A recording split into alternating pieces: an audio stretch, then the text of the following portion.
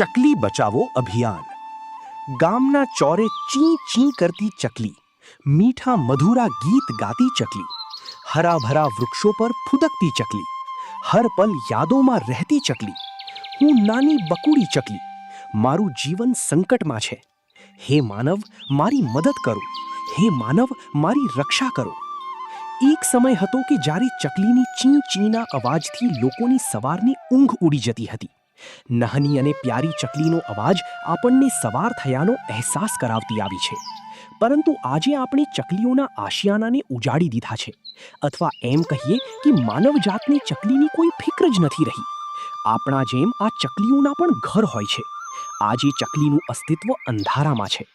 ઘરની ચકલી કહેવાતી આ ચકલી માટે કોઈ ઘર જ નથી. હજારોની સંખ્યામાં રહેતી ચકલી આજ ઘણી ચૂની બચી છે. પરંતુ લુપ્ત થતી ચકલીઓને બચાવવા environment care and development charitable trust દ્વારા એક નવી પહેલ કરવામાં આવી છે, જેમાં આપણે ચકલી માટે ઘરની વ્યવસ્થા કરીએ.